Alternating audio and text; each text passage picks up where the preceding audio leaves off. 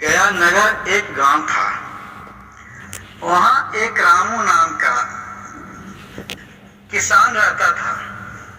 वो किसान के दो बच्चे थे।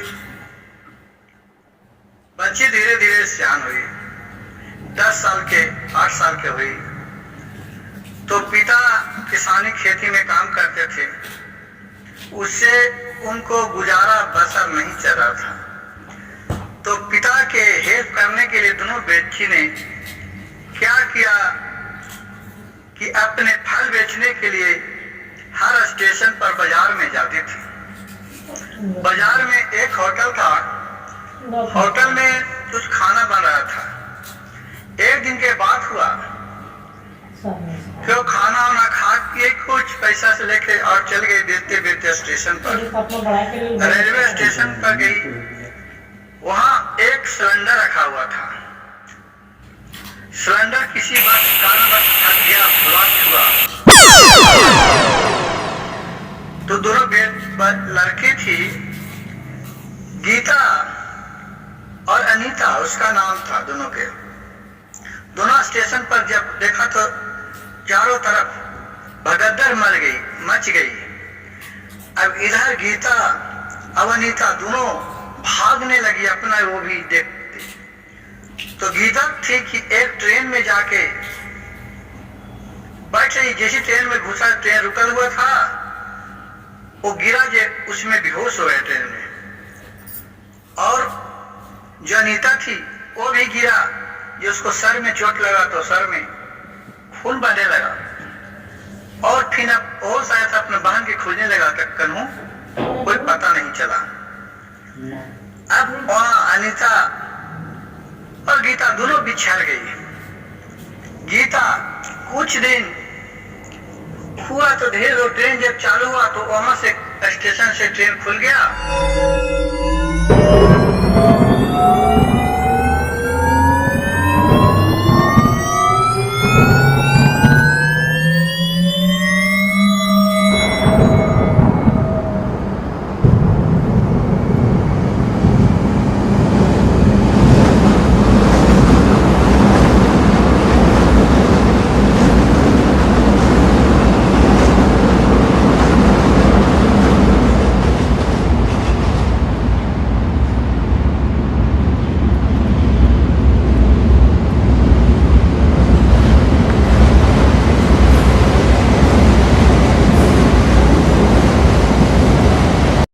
दूसरा स्टेशन पर जाकर रुक गया।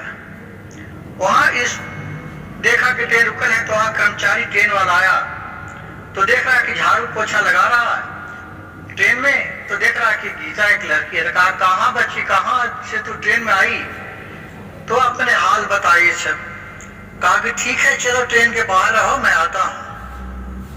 वो बेचारी भूखल था, ट्रेन के बाहर आई तो देखिए शिव गुरु के महिमा अगम अपार होता। उनका महिमा कहां से कहां ले जाता उसका कोई नहीं जानता है।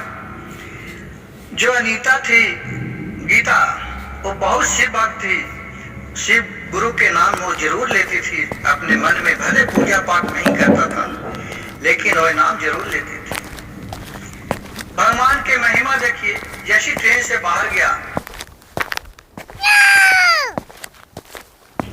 तो बेचारी अपना बहन के खोई हुई थी और कहां चल गया उसको कोई पता नहीं था और रो रही थी। उधर से एक उसी शहर का सेठ आया तो उस बच्ची को रोते हुए देखा तो सेठ जी बोला, क्यों बच्ची, क्या रो रही है? तो कहा कि पिताजी, उससे पिता का सम्मान लगा दिया। बोला कि पिताजी मेरे साथ ऐसा ऐसा दुर्घटना घट गया। अपना सारी कहानी कह के सुना दिया। तो उसका जो सेठ था उसका भी एक भी बाल बच्चा नहीं था।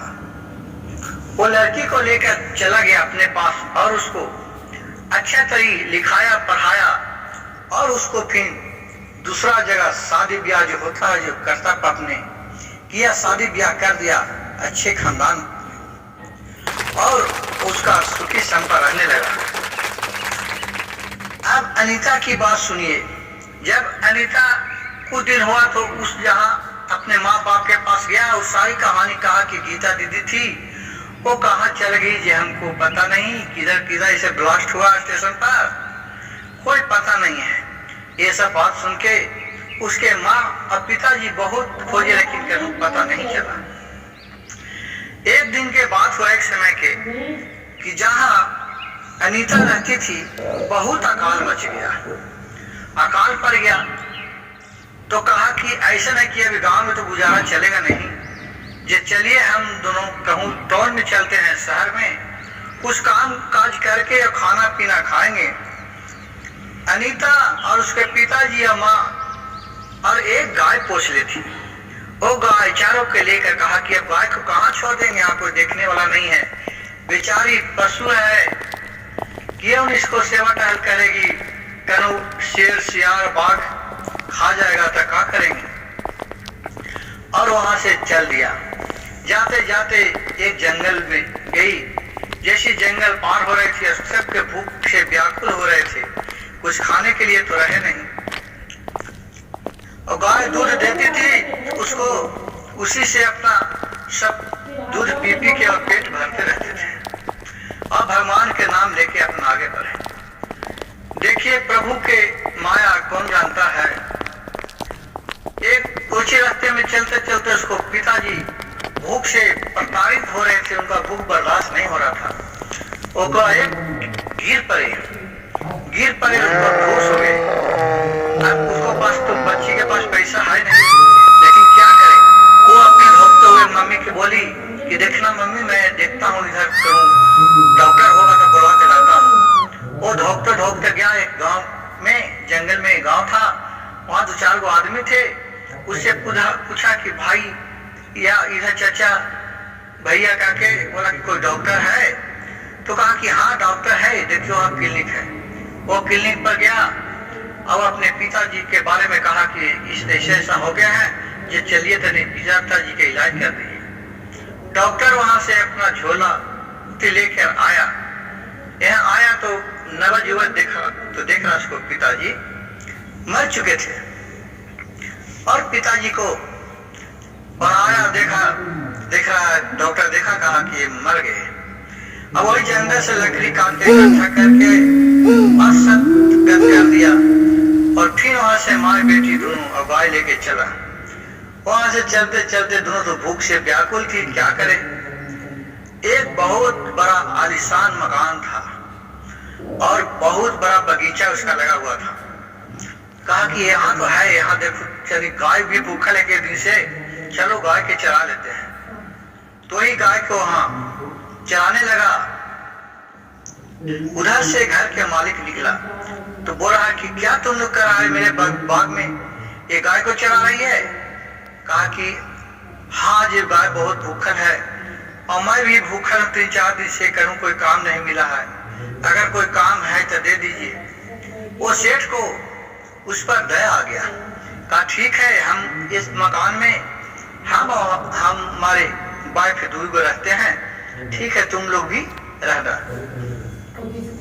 वहां से वो अपने औरत को बुलाई और इधरों के बोले कि काम पर रख लो, और जो काम कराना अकेले रहती है, झाड़ू पोछा ये सब दिक्कत होता है और करवाना इन लोग के रखना। उसको जो औरत थी वो बहुत ही घमंडी थी, कहा कि ठीक है रख लेता हूँ। वो अंदर गया, सबसे काम करवाया। शाम हुआ तो बोला कि अब खाने के लिए तो कुछ दीजिए, ये हम लोग के भूख बहुत लगा हुआ है। कहा कि रुको, एक मेरा कुत्ता है, कुत्ता खा लेगा तो फिर तुम्हारा बचेगा तो दूंगा। वो कुत्ता के लाया, कुत्ता को खाने के लिए दिया। वे कुत्ता पोछले थी ये, वो खाना इतना दे दिया कि सब खाना दे दिया जितना निकाल था। थोड़ा सा कुत्ता खाया और फिर कुत्ता वहां से चला गया। अब कहा कि अब तो खाना दीजिए। कहा कि खाना था ये सब तो कुत्ता के दे दिया, अब यही खाना तुम लोग खा लो। अब उस दोनों माँ बेटी क्या करे, भूखा के मारा कहा जाता है कि जब पानी कहीं नहीं मिलता है तो नाली के पानी भी पी लेता है आदमी जान बचाने के लिए। इसी तरह फिर दोनों माँ बेटी अब क्या करे, खाना खा लिया कुत्ता के जूठा।